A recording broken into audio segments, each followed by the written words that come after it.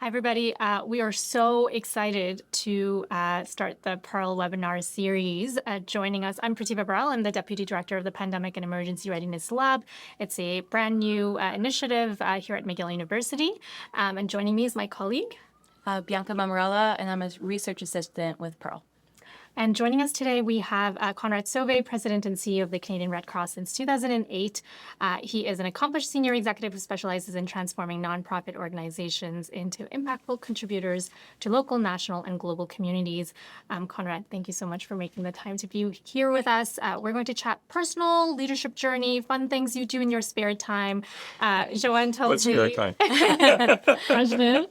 Joanne tells me you're a soccer fan, so we have a couple of questions about that, and all within 60 minutes. So we'll see how much we can do, but thank you again for being here with us.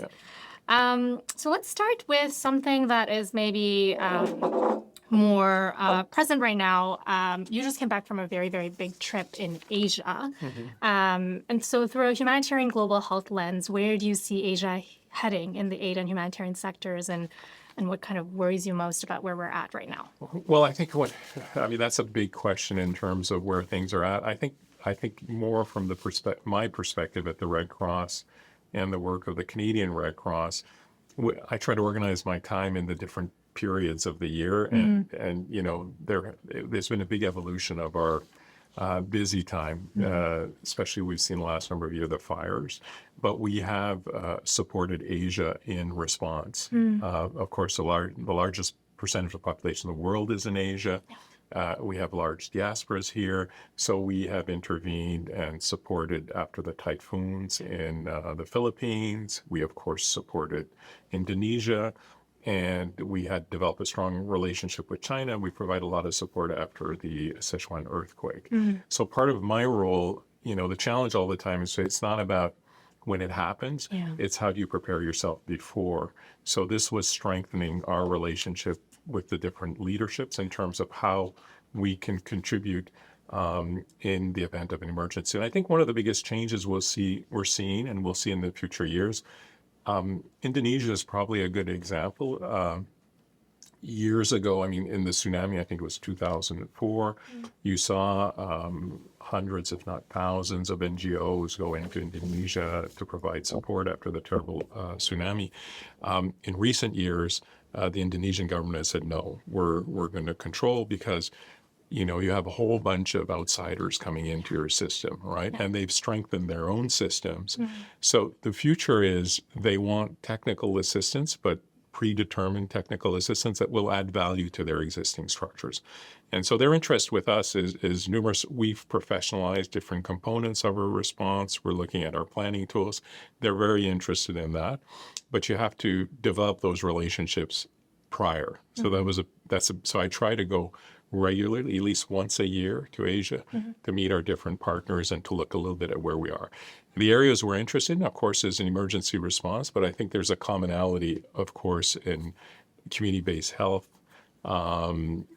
technology and data at the community level, remote communities. And I was in, of course, Hong Kong. They just had a major fire as well in the fire building. And so how do you support? So these are areas we have experience. We've gone to scale. So, you know, it's really about maintaining our relationships and preparedness. Yeah, so I wanted to ask you a little bit about that. So in this book, there's a section here that talks about preparing during peacetime. Yes. And so you talked about how more and more we're dealing with wildfires here domestically, but also globally, there's more and more emergencies to deal with. Can you talk a little bit about what that entails and the strategies that the Canadian Red Cross has had to kind of take on in order to prepare for the additional frequency in emergencies? Yeah, I think I'd start off with we wish we'd prepare for peacetime because, you know, I think if you look at the last 5 years, we had 3 major disruptive events that were at a huge scale at the in Canada, the Canadian Red Cross, where we've contributed. One was, and we'll talk more about that, the pandemic, of course, which was on the risk registry, but for which we weren't collectively prepared. You know, we'll get into more of that. The second one, we played a huge role with the asylum seekers. Ukraine war was among that. And then this summer, we had the fires that we support in the Manitoba fires every year. It's mostly indigenous communities that are displaced. This year, it was 5 times the numbers. So 60,000 people evacuated. So, I mean, I jokingly say we only do live. We don't prepare, right? And this is a bit of the challenge is we're not putting in the capacities to be able to be prepared. So, if you contract the time and you're jumping in, you're going to miss things. And so we had a big conference last week bringing a lot of the NGOs in the country. It's called the Ready Conference. And the idea, of course, is how do we up our preparedness? But right now, we're saying we're dealing with live situations that are often off the scale. Yeah. So often when I think of peace times, I'm like, what peace times? There's one emergency after the Well, other. there are ideas we want to put in place. So if let's say we want to get ahead of some of the events that we know will happen, and we had some meetings. The challenge, of course, in emergency response, you need a certain number of people very specialized that are going to go and support the existing community where there's a lot of capacity, right? You can't keep a whole bunch of people very well prepared. So how do you keep the local community engaging in that peacetime? So I'll give you one example of coming events. I mean, we can expect we're going to have heat waves coming and, that are going to hit the country, but you can think of places like Toronto or Montreal, the urban areas. There are some people that are vulnerable in the downtown core where the heat is going to go up quite a bit. So we had a good meeting with the Toronto mayor in the last few months talking about this. The city knows where the people are. The question is, what are their coping mechanisms? And when a heat wave comes, are the solutions we're going to put in place be the ones adapted to them, so on and so forth. So one of the areas we can do well in, quote, peace times is send volunteers door to door, work with public health, and try to understand where they are, what their coping mechanisms. And when the event happens, we're not running after the fact door to door to find out how everybody is, right? So, and how can we bring this with some strong data, some strong databases so that we're ready to mobilize when it happens? That's the challenge. Yeah, so like the strong undertone I'm hearing is just the need to build some sort of standby capacity for when emergencies do strike. Right. And creating some sort of deployable like civilian reserve force. What would that look like in your perspective, considering the types of emergencies we've dealt with recently and the ones that we're anticipating in the near future? Yeah, I think, and what's happening right now is the different provinces are setting up their response structures here in Quebec. Ontario has created the Ontario Corps, Nova Scotia Corps. So, and of course, the provinces are responsible for a certain deployable capacity. And the federal government has responsibilities within its mandates, public health, the border services. We talked about immigration, global affairs, and so on. One of the challenges is we're dealing with separate contracting arrangements with every one of these departments. And so we're treating a natural disaster in this department, a public health disaster, it's under health. So we're telling the public authorities, you need to bring this under one. There's an expectation, there's a core expectation, which is the capacity to surge and provide additional services, either to shelter, provide food, provide basic assistance a bit everywhere. And then there's a pointed expertise that needs to be maintained. For example, for pandemic, how do you, the right protocols to put in place, et cetera, which is a little more specialized. So, it's the mix of those two things. I think right now we'll see, and also what's the interface between the federal government and the provinces. So the provinces are responsible for setting up their own. The federal government is responsible for helping when they have a request for assistance. When we talk a little bit about COVID, you'll see that got offhand. How do you keep that capacity ready when you're not calling on it? So it has to interplay between those things. But I think one of the recognitions that we're saying interoperability is key. One of the key things is we need to get all the public authorities to say that given the size of the events that are coming, we need to be able to help each other out. We need to develop common standards. There's a bit of a trend after the pandemic of everybody setting up their own, right? And we're separating a little bit. I think it's a public discussion because I don't think Canadians are aware enough of the risks. And even in the public space, we talk a lot about the event. So if you look at last year's fire season, you're talking about containing the fires. We're hearing about fire bombers, the firefighters, forest firefighters. This is extremely important. We're not talking about the people impacted. Yeah. We're not talking about the challenge of the community. communities, yeah. We're not talking about insurance de-risking and people discovering all of a sudden when an event happens that insurance is not making them whole, right? And we're not talking about the recovery journey that is lasting sometimes over 2 years for people who lost their homes, right? So this is a growing area which is not under anybody's, it's under a mix of responsibilities. And you can't separate health impacts in these situations from, the psychological impact, the health impact, et cetera, on these things, but they're treated too much in silos. There's a lot there. And one of the things that we're trying to do at Pearl is to see if there's to evaluate different models that exist, to see the governance mechanisms as you talked about, returns of investments, where are the funds going, what was the best use of public funds in order to develop that surge capacity or maximize the existing surge capacity that exists here. And something that we're seeing a lot is there's a lot of really great efforts that are occurring, but they're very much in silos. They're kind of doing their own thing. Have you seen other international models or other countries that where there's that communication piece or that coherence piece that's a lot more present rather than everybody kind of working on individually? No, I'm not real. I mean, yes, there's some models that are very centralized, but we're not talking about that. Yeah. I think we're in a unique situation, obviously because of the size of the country. Exactly. Canada is very large, not densely populated. So I mean, I look at my European colleagues. It's a lot of smaller countries. Yeah. They don't have the volume of events, right? So it's more limited. It's another situation when we talk about public health side, but that's different. So we'd be more, and of course the Americans have a very different system, but they're challenged in the same space. The Australians would be probably in a similar space, but I haven't seen really what they're doing.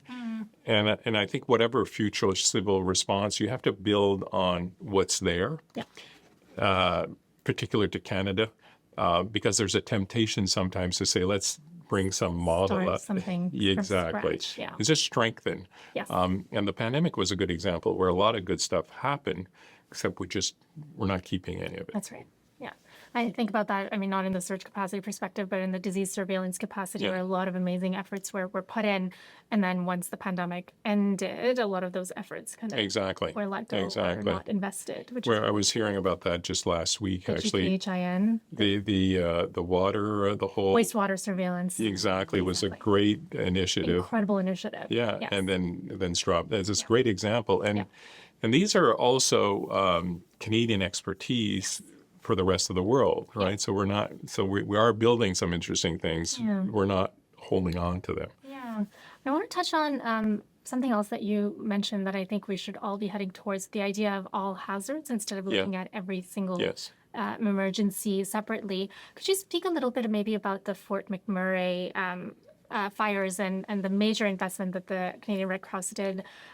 Just thinking about emergencies, not just from an acute perspective, but more in the long term when we're thinking about recovery as well. And well, Fort McMurray, I think, it's interesting because we just did our sort of 2025 to 2030. We do a vision exercise to try to anticipate what's going to happen. And we did 2015 to 2020, 2020, 2025. But basically, every time we did our 5-year exercise, we underestimated what was coming. And 2015, at the time, we had growing disasters, and we said, well, we need to be able to support 20,000 Canadian evacuees.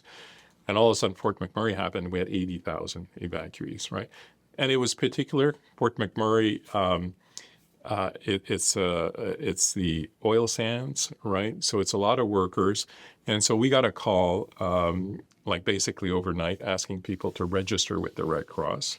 80,000 evacuations. I think the evolution, a little bit of your point on emergency management is, in these situations, we try to register close by. We try to send our capacity.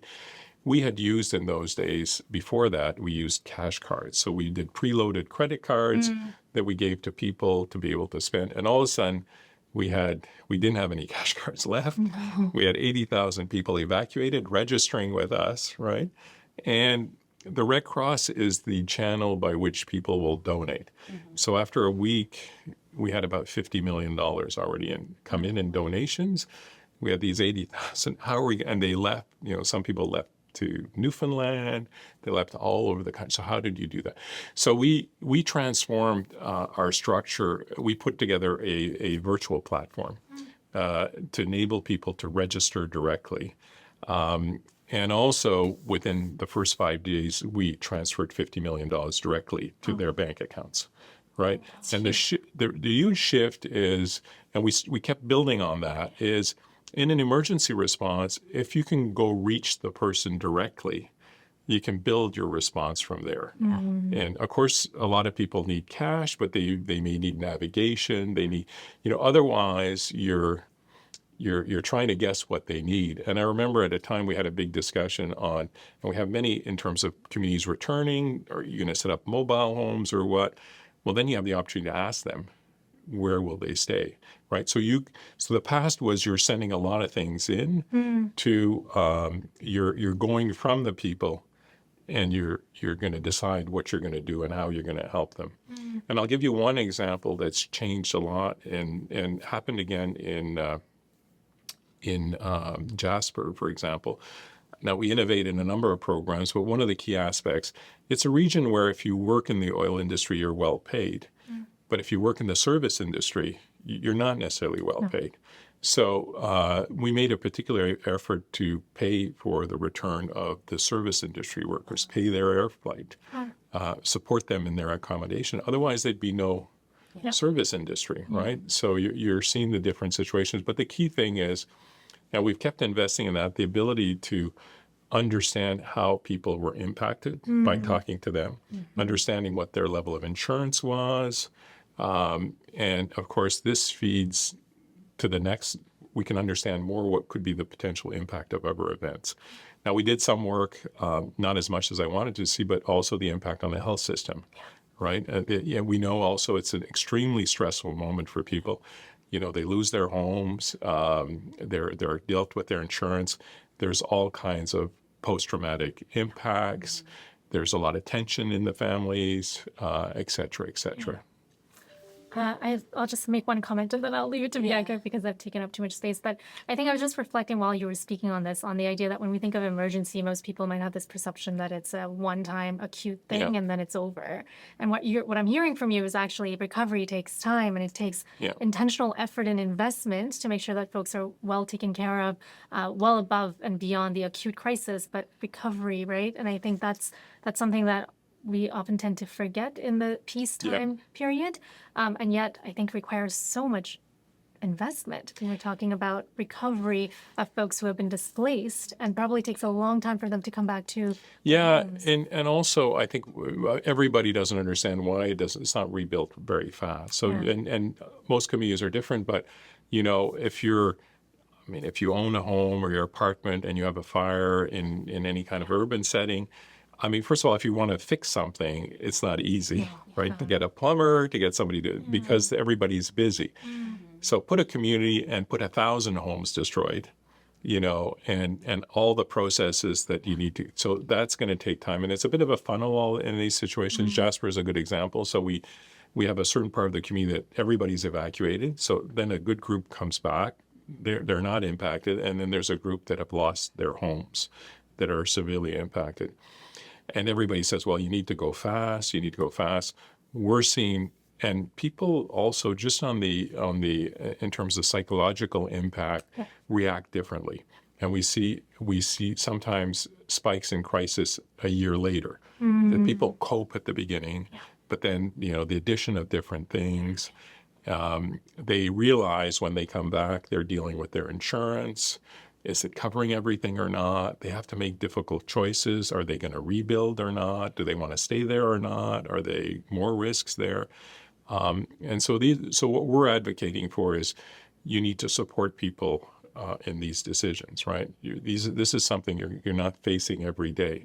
You don't act. Car insurance, you see it regularly. It works well. Your home, you don't see it a lot, and people are not equipped to deal with that. Not everybody. Some people are, but a lot of people aren't. Yeah, it's So a compounding crises, essentially. exactly. So how do you support people in the navigation? And of course, I mean, ultimately, we feel if we're better prepared and if we better support people in the recovery, it will have a better impact, both individually and collectively. Yeah. And also better prepared for the next emergency as well, because you're strengthening systems ideally. Yes, ideally. We're not there. I wish we were there. That's public health's dream. Yeah. Bianca. The last little bit, I've been reflecting on kind of the theme of community engagement. You mentioned a lot working with the civilians affected, as well as the emergency first response teams who are on scene. This like kind of intricacy between Parks Canada as well as Indigenous communities that are impacted. Right. Can you touch on some of the challenges as well as key lessons that you've learned from working within Jasper over this long period of time? Oh yeah. Well, Jasper was a very interesting response. I mean, we had to learn that it's a park. First of all, it's a park that allows you to stay in the park, right? So there's a lot of regulations because it is protected in all kinds of ways, and there's challenges. I think the biggest challenge is a bit on the Fort McMurray side. What we've seen is, in this case, I think there were 25,000 people evacuated. There's a certain number of permanent residents, and there was a housing shortage in Jasper prior to the fires, and you destroy a third of the residences, right? And then it's a remote park, and you're going to have to bring everything in. Of course. So how do you support people during that period? And it's also a community that lives because of the park.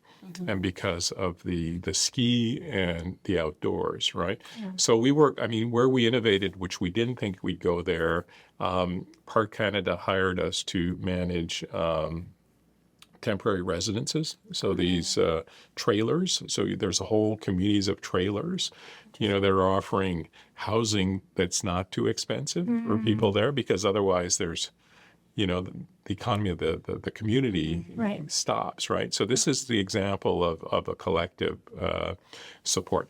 There's a lot of local organizations. So one of the things we did following Fort McMurray, also one of the big programs is to support the small business. And this is, so nobody got their business, didn't go on fire if you own a restaurant or anything, but everything is cut off. You can't access everything. You're going to have to deal. So how do you support this transition to those specific groups? And of course, supporting a lot of the nonprofits. They're not going to be, it's not supporting their work at the beginning because they're not working, because the community is closed, right? They're removed.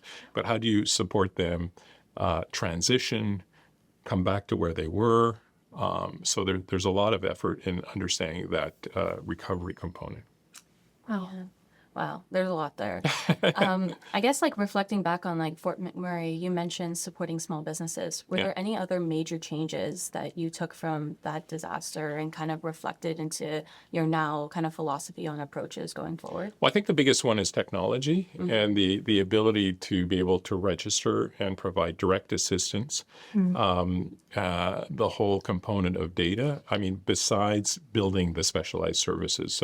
So we developed that during Fort McMurray, and we deployed it afterwards with the fires in BC. So we're seeing that growing space, and we put also because we're the main recipient of funds, we put about 25% of the funds supporting the NGOs in the community, then all the community organizations as well. So a strategy for local community organizations, a strategy for which touches on different things from mental health to food banks, a strategy with the small businesses, and of course a direct financial assistance and navigations to people who lost a lot, right? So those are been the development of the service lines. Can you talk a little bit about COVID? I know we touched upon it a little bit here and there, but what are the big lessons that you've learned from COVID that we've all collectively learned, and where do we go from here? Well, COVID was, I think the most, well, first of all, there's a really interesting aspect on how our operation started during COVID. So we're coming out of Fort McMurray, we're coming out of major disasters. COVID strikes, and we have international teams as well. You have to say we specialized in deploying teams for cholera, for Ebola, and we were present and all that. And I always remember I did a call to all our staff at the beginning of and saying, we don't know what the future is, but don't worry, we're going to support everybody. We got some reserves, so don't worry, anybody at the Red Cross. That was our largest operation that started a few weeks later. And it started with, we do the sheltering, we do the food and so on. So we were called on at Trenton. Trenton's an army base in Ontario. And that's where the first contaminated Canadians were flown to from Wuhan and from the cruise ships.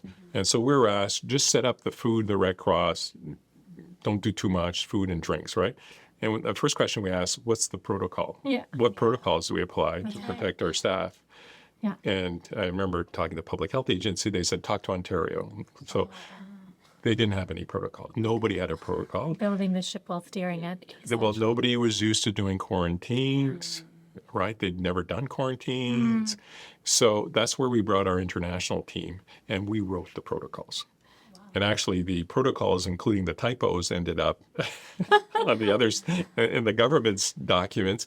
But we wrote the protocols. So we brought the teams in, and we wrote the protocols. And then we started this.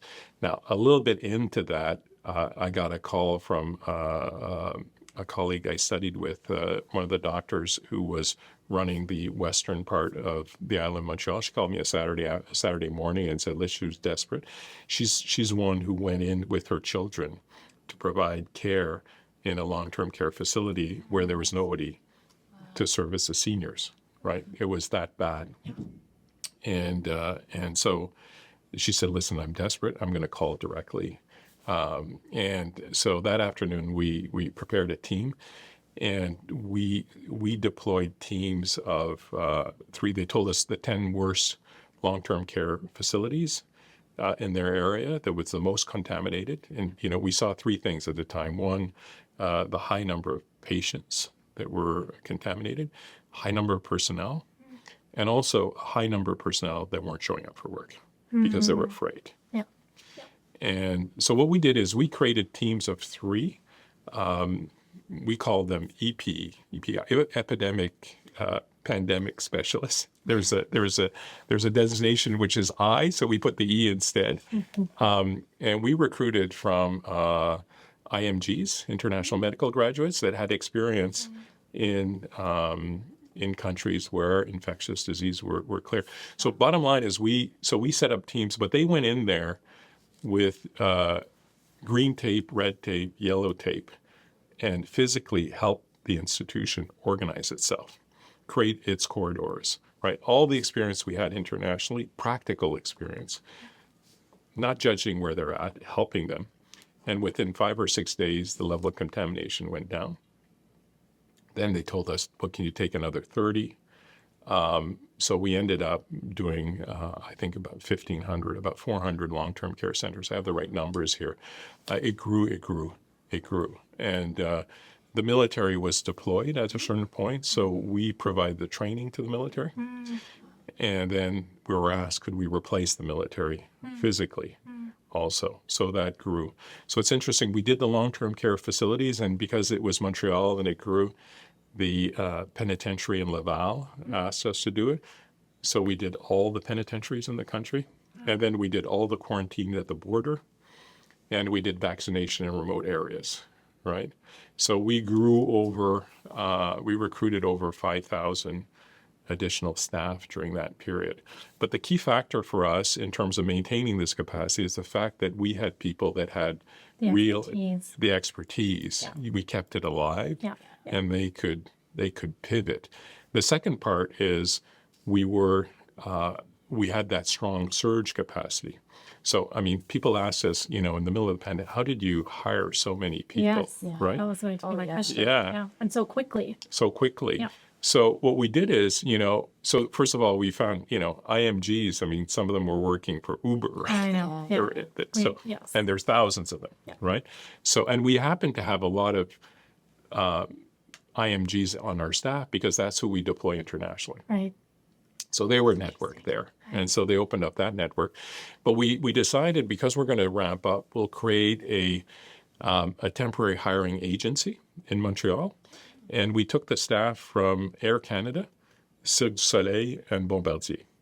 All companies where their HR staff were not doing anything. Exactly. Right? Yeah. So with them, we created a hiring structure.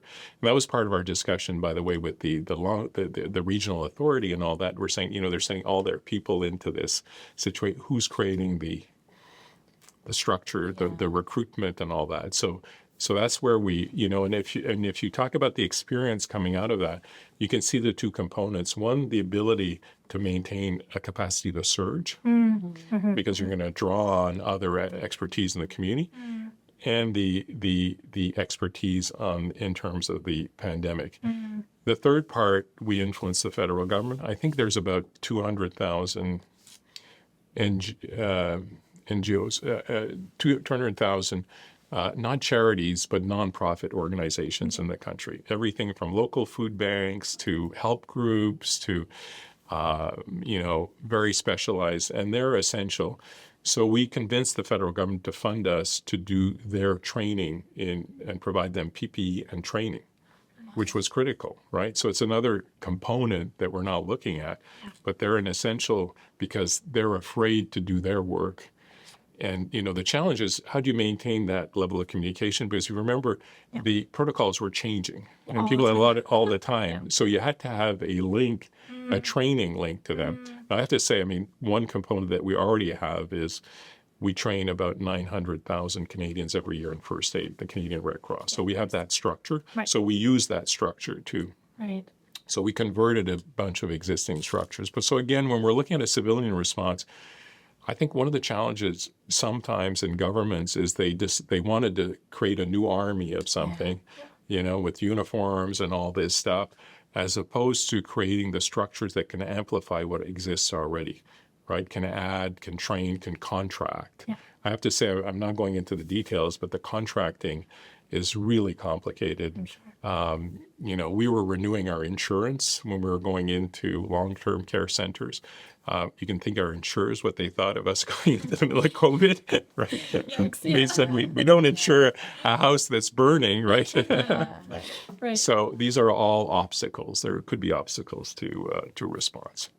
I'm just thinking on, what we're not involved in. You were so involved Right. in everything. But I think something that I'm thinking of a lot is in the context of global health, in the context of emergencies, I think a lot of folks think of, this is something that only happens elsewhere. Right. And from what I'm hearing from you is there's a lot of in-house expertise right here in Canada that was tapped on, as well as international expertise that we utilized and leveraged in order to be able to respond the way that we did. Yeah. And so, it sounds cheesy, but we're all connected and emergencies connect us. And if there was a way to carry that thread during quote unquote peace times as well. Yeah, no, exactly. I think, I talked about the disconnect. The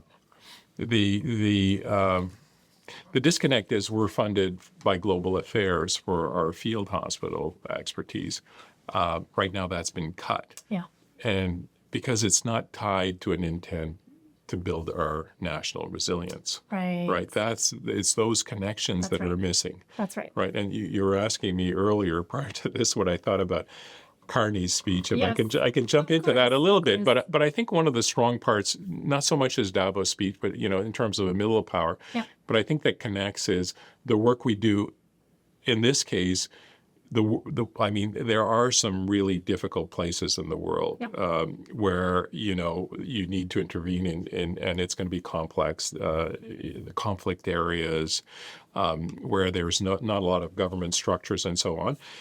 But there's a good part of the world, if you talk about Asia and all that are organizing themselves. And they don't need boots on the ground. That's right. They've got plenty of that. They want expertise. Right. And Canada, as a middle power, should be building and deploying expertise. And we have these universities, we have this research, we have all that. If we want to maintain that, it's not incompatible to deploy capacity that's going to help in those situations and that's going to make us more resilient. You could talk about other issues as well. Are there risks? We're at risk of an earthquake in Canada. Who's responded to an earthquake in Canada? That's right. Nobody. We've never seen it, but there is the potential, right? So how do we make this compatible? I have to say, I was talking about connection to I started off with the flights arriving, and it was a tense moment of discussing protocols because again, we're saying, well, we need to protect our staff. That's right. And then we're dealing somewhat with people saying, well, we don't want to spend too much, right? So do this, do that, right? But we were serious because we had some really experienced people. I mean, do we, how close do we get or not, right? The interesting thing when you look at the international links is the German Red Cross was playing the same role as us, and their flights were arriving earlier. So we were talking to their head doctor before they got their flight. So he shared all of their protocols with us as well at the same time. So those connections are there as well, right? So this is, I think it's strengthening those links. Yeah. But again, I think we're in a time and we're seeing increased risks, and we're going to be at a conference talking about one aspect of those risks. Building national resilience, as you see, is not, and engaging civilian capacity is not that expensive. We're spending a lot of time talking about military, not talking about civilian strengthening the structures and the resilience. Yeah. I mean, as you said, during COVID, there were so many efforts that were done at the community level by civilians. And if there was a way that we can just strengthen that, I think we'd be a lot better prepared instead of constantly having to rely on extremely trained but very expensive military operations. No, and the military is quite clear. They're the last resort. They should be the last right? resort. And they're not. I mean, I use the example in terms of and the military, and we work really well with the Canadian military. Their big strength is logistics and lift. But if you're going to deploy a bunch of soldiers during COVID to serve seniors, this is a mismatch there. It's not. They're not trained for this. This is not the optimal use of their capacities, right? I was with a general at a conference a few years ago who said use an attack helicopter to transport hoses in a fire is not the best use of their equipment, right? And of course, they have to concentrate on different things. But I think when you look at internationally also, I mean, I say this, the military structures, and I know you wrote a paper, are very expensive. When they deploy equipment like a field hospital internationally, they're set up for a hostile environment. That's right. Yeah. So they have a closed system. Right. We're set up for a non-hostile environment, so it's an open system. So we'll deploy maybe a tenth or a third of the personnel, and the idea is to integrate into the existing health system and to not replace that existing. From scratch. You're trying to structure what's there because you're going to leave, and it's going to be that same health system. Right. Think of that, and that's why we worked well in the long-term care centers, because we did not go in there saying we're going to replace them. Yeah. We're going a to whole new system. No, we're going to strengthen their ability to manage their situation, but we're going to hold them by the hand a little bit, but we're going to give them the confidence that we had from the personnel we had that that knew what they were doing, right, and that were practical. Yeah, this concept of integration as well as collaboration with like different individuals, I'm really curious about like during COVID, this kind of learn, adapt framework that you were developing seamlessly on the fly. How was that reflected in the report that you guys just published? Well, we published it afterwards, so we've invested time in our after action review of COVID, and we were hoping to share this. And there was a situation in Canada where all of a sudden nobody wanted to talk about COVID. Yeah. And I think I'm not going to speak for the government, but this fear, we're in a context of, we made mistakes. We don't want to talk about our mistakes. And, of course there was mistakes because, we weren't prepared collectively. And so how do we get over that? That's right.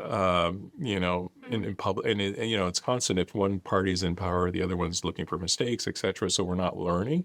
So we did our report, but nobody picked it up. So we were also involved in another global health report, and it was not picked up as well because as soon as you say pandemic, people kind of flinch and don't want to talk about it. So yeah, my fear, and we're seeing this a little bit, and we saw that when we started COVID, is that from SARS to COVID, nobody was still around, right? And now the people we did this extraordinary work with COVID and the government are gone. That's right. And then now there's a whole new group who are saying, well, what can you do for us? Right? And so you start over, right? Yeah.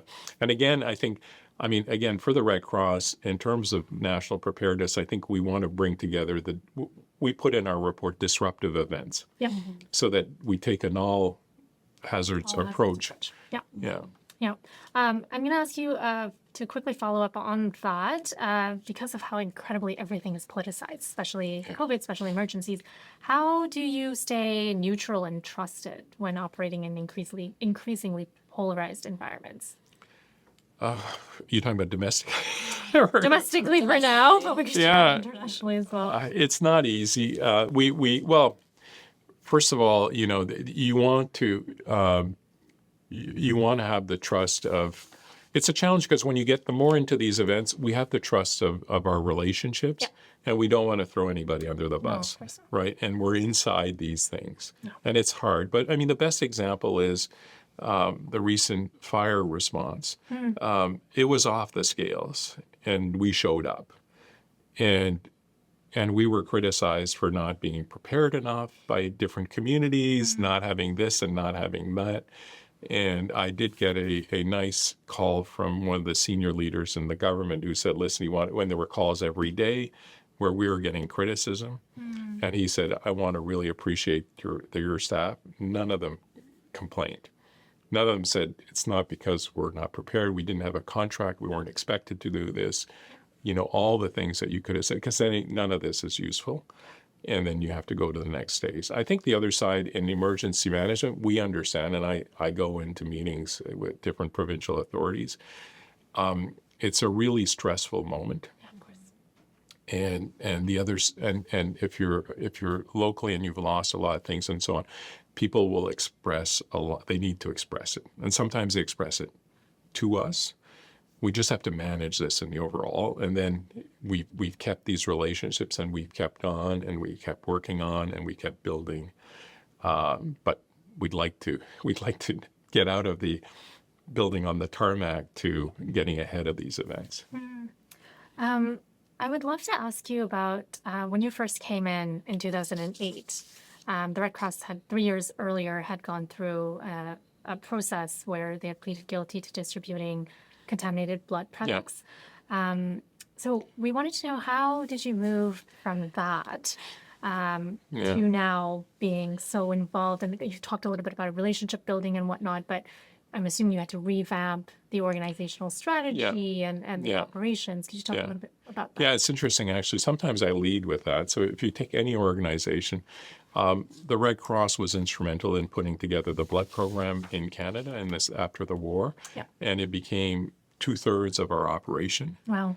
And overnight, because of the tainted blood scandal, and of course it was terrible, thousands of Canadians died. The Red Cross was not only criminally charged at the time, it pleaded to something else, but was sued for billions of dollars. So you've got an organization, and you're coming out of that, and you lose overnight 2/3 of your operations, right? Oh. And in some ways, so what happened there, and the public authorities thought the Red Cross, I guess I'm not going to talk for them, but wouldn't survive. You need to create a new blood program and all that. But the Red Cross has a value that's hard to measure with Canadians. And not long after that, the tsunami happened in 2004. And we raised hundreds of millions of dollars. So I came in, I started the Red Cross in 1998. I took on the leadership. And the conversation I had with our team is who owns the Red Cross, right? Who determines us? It's the Canadian public. And through the years, we developed, we had local branches, regional branches, provincial branches. We had all layers of structure. And we use that crisis to say, are we structured?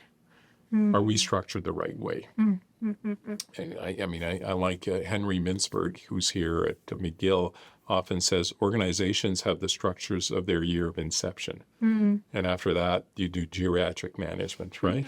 So we use the crisis to reorganize ourselves and to create a new organization And then we had the events. So I talked to a little bit of it, but the tsunami, we raised a lot of money.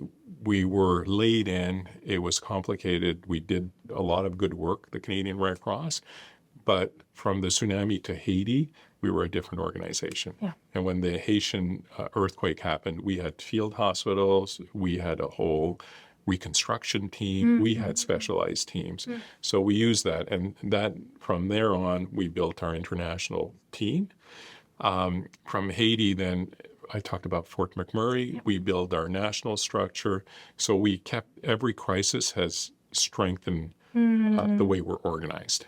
Do you feel like you have to reinvent the organization at every crisis, or is it more adding on additional layers to an existing foundation? It's a good question, actually. We're not reinventing, we're strengthening different areas, and we're narrowing a little bit more we're doing. Okay. I mean, we made a really difficult choice a few years ago. We decided, we also questioned ourselves, what do we need to stay in? We had a lot of programs in long-term care health, actually, in home care support in Ontario, but we're competing against other organizations. So we said, if we're not there, and it's all prescribed, what difference does it make, right? So we gave up some programming to concentrate on. And our last mission exercise, we said we're essentially there to help Canadians prepare, respond, and recover from disruptive events. So that's our mission, right? So in there, we're growing the specialized. The challenge now is we have much more depth in terms of our specialized teams. Right. We have to maintain that capacity ongoing, but unfortunately, the events have been happening right at the same time. So it's changed. We changed the model, and we're continuously. Exactly. Okay. I just wanted to take one more step back, like reflecting on your undergraduate training in physical education. So personal now. Then your time with the YMCA, and then transitioning into your role at the Red Cross. Can you tell me a little bit about that? Yeah. Oh boy, you have to go way back there. But I think I grew up in a, and I'll tell you a bit the reason. I grew up in my father was in the military, so we moved every 2 years. And we actually lived in Germany, we lived in Africa, we lived in Ghana for 3 years. And so I didn't know where I was from, right? You know, and then we moved around Quebec from army bases. So all this to say, I didn't know what I wanted to do. And I did a lot of sports, so I went into physical education, but in the same time, because I'm a bigger guy, I worked for the recreation department. They always put me in with tough kids, right? The tough teenagers and all that. So I did a lot of that, and I hadn't finished the Y project that I did. I hadn't finished my physical education project that I started working for the Y. I'm not going to go too long yet because the long story, but the Y had set up a halfway house and for ex-inmates. So I got into that. And basically, I worked for the Y for a number of years. And the Y was quite interesting. So we had a lot of training. And my best project is on Park and St. Beata. I rebuilt the Y there. That was my project, right? And that was a time where the Y was under receivership. It was bankrupt for that period, and I had the Y that was falling apart. So I did a project with the city. Wow. The city, I convinced them instead of building a pool, they'd put the money and rebuild the Y for the pool and the community center. So I was quite engaged at the time with the city. I set up a whole program we did at the Y for youth in difficulty.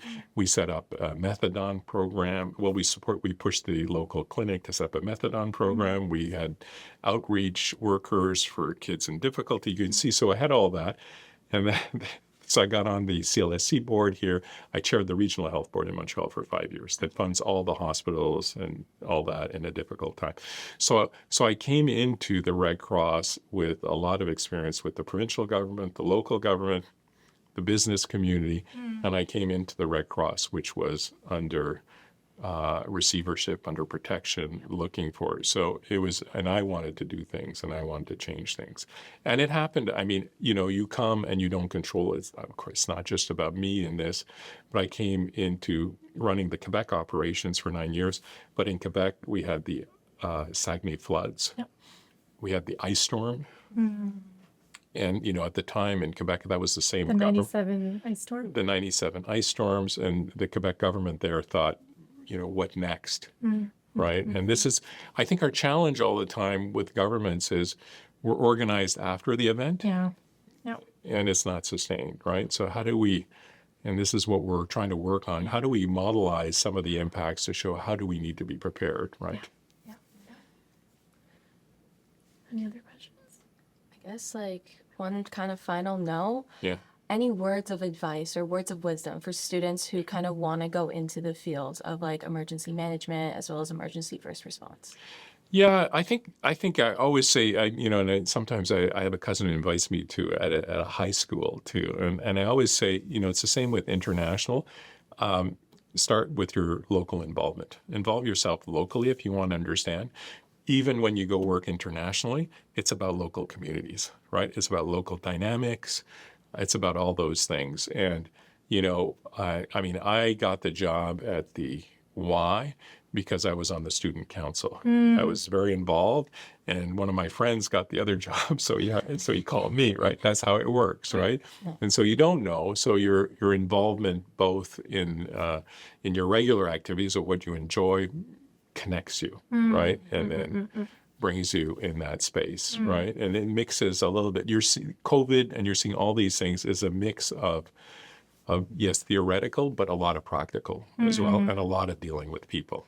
Yeah, I actually had a follow-up question on that.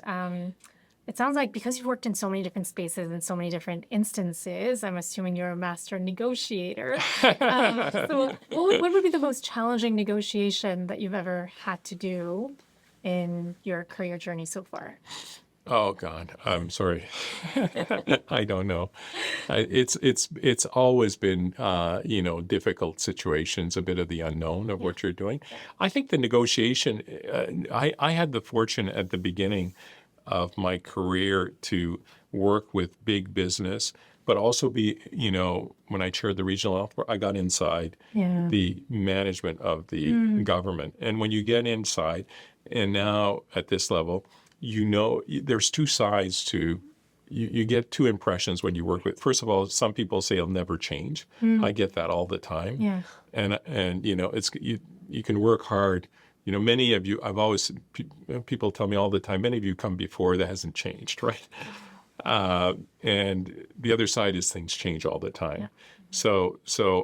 So I know you can change things. I know people can make decisions. You get to know where decisions are being made. You understand, and maybe the best thing is I do understand the challenges of the public sector and their leadership. And I understand that in some cases it's not in their control to do certain things, right? So putting yourself on the other side. And, when we started, it was the same when I worked with the Y, but when we started the Red Cross, we brought a whole group of external former top civil servants. And when they read our papers, they didn't understand a thing of what we're talking about, right? So do you? It's not about you, but do you understand what the challenges of the people in front of you are? Right. Then you're better prepared to give them solutions, not about your solutions, right? That's right. We have one final fun question. Yeah, what do I do for fun? No, actually, I heard that you were a big soccer player. Yeah. And that... I was. Or that you were, and that you often say, let me watch how you play, and I'll tell you what kind of person you are. Oh, I say that, yeah.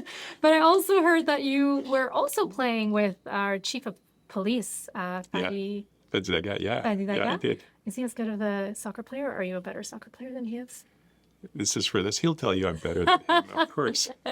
This is a funny story. So I did play, but I got both my hips replaced. That's why that slowed down. So I like everything in sports, I overdo it. But it's a really funny story. And so I'm very friends with Fedzi, of course. But Fedzi, I used to go in a neighborhood in Montreal, and we play pickup soccer. It was like, Russians, Jamaicans. It was quite a mix, and it was quite intense.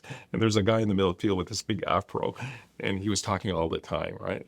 But he was okay. He was talking, and then a fight almost broke out, and somebody said, call the police, and he said, I am the police. So that was Fedzi. He was working undercover at the time. I see. And so soccer has a good relationship. I'll tell you a small story about soccer, which is, it's all your personal contacts. And I had I played in a very good team in Montreal, and we're always together, the group of guys from when we were 12. And you see the links when Haiti, the earthquake happened. Yep. We were working in the Jacmel region. One of the hospitals was destroyed. And one of my 12-year-old soccer friends was head of pediatric surgery at St. Justin Hospital and was born in Haiti. So we built with St. Justin a whole group of Haitian-speaking staff to help rebuild the hospital and train and all that. So you see, you bring your personal links Very much in so. these situations. Yeah. I don't know if we had any last questions, but it was such a joy having you here. Thank you so much for the conversation, and I'm sure everybody listening in actually had one last question. What is there something about you that most people don't know that you'd like to share with our audience? I don't know. You'd have to ask my staff, the people I work with. I think they'd know better what it is about. I think probably what they say is, if you meet me the first time, I look a lot more serious than I'm a lot more relaxed than I am. Maybe I am, but when if I got something in my head, I don't look very warm. But that's only because that's not necessarily my personality. No, okay. That's really great. But thank you so much. Thank you for all the work that the Red Cross has continuously done and continues to do. And thank you for your time, for being with us today. Thank you so much. It's been a pleasure.